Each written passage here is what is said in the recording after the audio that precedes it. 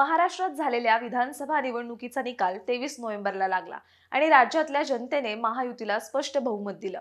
विधानसभा निवडणुकीत महाविकास आघाडीला फारशी चांगली कामगिरी करता आली नाही, तर महाविकास आघाडीत मित्रपक्ष असलेल्या शेकापने राज्यात आपले 6 उमेदवार निवडणुकीच्या रिंगणात उतरवले होते। त्यापैकी फक्त एक उमेदवार निवडून आणता आला। एकेकाळी 28 आमदार निवडून आणणारा हा पक्ष आता अवघ्या एका आमदारावर आलाय। त्याचबरोबर विधान परिषद सदस्य असणाऱ्या जयंत पाटलांना जुलै महिन्यात झालेल्या विधान परिषद निवडणुकीत पराभवाला सामोरं जावं लागलं होतं। महाराष्ट्राच्या स्थापनेच्या काळात शेकापचं राजकीय वर्चस्व होतं। काँग्रेसला सर्वाधिक भीती होती ती शेकापचीच, परंतु गेल्या काही वर्षांपासून पक्षाला उतरती कळा लागली आणि सद्यस्थिती बघितली तर पक्षाचा बालेकिल्ला मानल्या जाणाऱ्या रायगडमध्ये सुद्धा पक्षाला फार मोठा संघर्ष करावा लागत असल्याचं विधानसभा निवडणुकीच्या निकालातून स्पष्ट झालंय। पक्ष आता मात्र अस्तित्वासाठी झुंजतोय। गेल्या काही वर्षात असं काही झालं की स्वतःच्या बालेकिल्ल्यात देखील शेकापला आपला उमेदवार निवडून आणता आला नाही। शेकापची वाताहत का झाली याविषयी आपण या व्हिडिओतून सविस्तराने जाणून घेऊयात। नमस्कार, मी रुचिता घोसाळकर आणि तुम्ही पाहताय फॉर द पीपल न्यूज। पुढे जाण्यापूर्वी आपण चॅनलला सबस्क्राईब करा, लाईक व फॉलो जरूर करा। शेतकरी कामगार पक्षाची अस्तित्वाची झुंज सुरू आहे आणि ती जर समजून घ्यायची असेल तर शेकापच्या वाटचालीचा थोडक्यात का होईना पण आढावा घेणं आवश्यक आहे। 1947च्या सुमारास काँग्रेसमधल्या नेत्यांनी शेतकरी कामकरी संघ स्थापन करण्याचा प्रयत्न केला, मात्र पक्षांतर्गत अशा प्रकारची संघटना किंवा संघ स्थापन करण्यास काँग्रेस नेतृत्वाने मान्यता दिली नाही आणि तिथेच मतभेदाची ठिणगी पडली। शंकरराव मोरे आणि केशवराव जेधे यांच्यासारख्या नेत्यांनी काँग्रेसला सोडचिठ्ठी देत 3 ऑगस्ट 1947 रोजी आळंदीमध्ये एकत्र येत शेतकरी कामगार पक्षाची स्थापना केली। संयुक्त महाराष्ट्राच्या लढ्यातही पक्षाचे अनेक नेते सहभागी झाल्यामुळे पक्षाचा जनाधार वाढत गेला। नाना पाटील, माधवराव बागल, तुळशीदास जाधव, एन.डी. पाटील, गणपतराव देशमुख, दत्ता पाटील, दिबा पाटील, प्रभाकर पाटील यांसारखे मातब्बर नेते पक्षात होते। 1952 ते 57 हा काळ शेतकरी कामगार पक्षासाठी सुवर्ण काळ होता। रायगडसह नांदेड, सोलापूर, नाशिक, परभणी, नागपूर या 5 जिल्ह्यांच्या स्थानिक स्वराज्य संस्थांवर शेकापचं वर्चस्व होतं। एकेकाळी राज्याचं विरोधी नेते पक्षपदही पक्षाकडे होतं। राज्याच्या मंत्रिमंडळातही काम करण्याची संधी शेकापच्या काही नेत्यांना मिळाली। यामध्ये एन.डी. पाटील, गणपतराव देशमुख, मोहन पाटील, मीनाक्षी पाटील यांचा समावेश होता। तर राज्याच्या राजकारणात प्रदीर्घ काळ ज्या राजकीय पक्षांचा प्रभाव राहिला त्यात काँग्रेसनंतर शेकापचं नाव समोर येतं।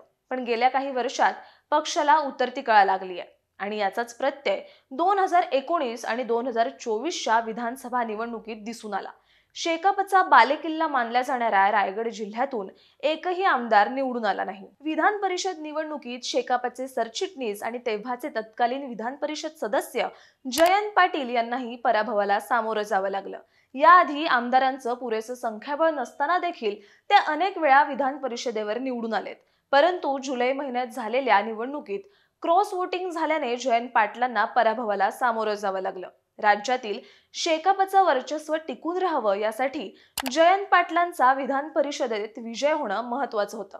आता झालेल्या विधानसभा निवडणुकीत शेकाप महाविकास आघाडीतला घटक पक्ष होता। त्यांनी राज्यात 6 ठिकाणी उमेदवार निवडणुकीच्या रिंगणात उतरवले होते। त्यामध्ये अलिबाग विधानसभा मतदारसंघातून जयंत पाटील यांनी आपल्या सुनेला चित्रलेखा पाटील यांना, तर पेणमधून अतुल म्हात्रे, उरणमधून प्रीतम म्हात्रे, पनवेलमधून बाळाराम पाटील, सांगोल्यातून बाबासाहेब देशमुख आणि नांदेड जिल्ह्यातील लोहा विधानसभा मतदारसंघात आशाबाई श्यामसुंदर शिंदे यांना उमेदवारी दिली होती।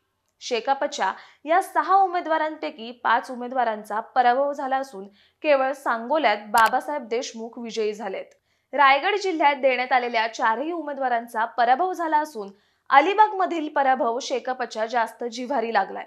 याचं प्रमुख कारण म्हणजे अलिबाग मतदारसंघातून माजी आमदार सुभाष उर्फ पंडित पाटील यांनी आस्वाद पाटील यांना उमेदवारी द्यावी अशी मागणी केली होती, परंतु जयंत पाटील यांनी आपल्या सुनेला चित्रलेखा पाटील यांना उमेदवारी दिल्यामुळे कुटुंबात कलह निर्माण झाल्याने या मतदारसंघात शेकापला मोठा फटका बसल्याचे राजकीय विश्लेषकांचं म्हणणं आहे। घरातील हक्काची नेते मंडळीच निवडणूक प्रचारापासून लांब राहिल्याने याचा मोठा परिणाम शेकापला मिळणाऱ्या मतांवर झाल्याचं बोललं जात आहे। पनवेलमध्ये महाविकास आघाडीत असूनही आघाडीचा धर्म न पाळल्याने शेकापला मोठ्या पराभवाला सामोरं जावं लागलं।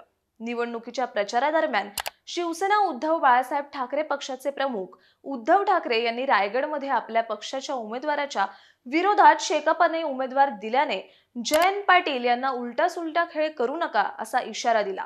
रायगड जिल्ह्यात महाविकास आघाडीत बिघाडी झाल्याने मतांचे विभाजन झाल्याचे निकालातून दिसून आले। विधान परिषद आणि विधानसभा निवडणुकीतील पराभवासोबतच शेकापची वाताहत होण्याचं सगळ्यात मोठं आणि प्रमुख कारण म्हणजे पक्षातील जुन्या नेत्यांनीच पक्षाला केलेला रामराम।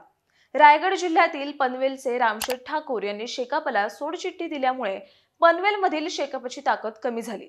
कर्नाळा बँक घोटाळ्यात विवेक पाटील अडकल्याने उरण तालुक्यात शेकापला फटका बसला। पेण विधानसभा मतदारसंघाचे माजी आमदार धैर्यशील पाटील यांनी देखील शेकापला रामराम करत भाजपात प्रवेश केल्यामुळे पेणमध्ये देखील पक्षाची वाताहत झाली।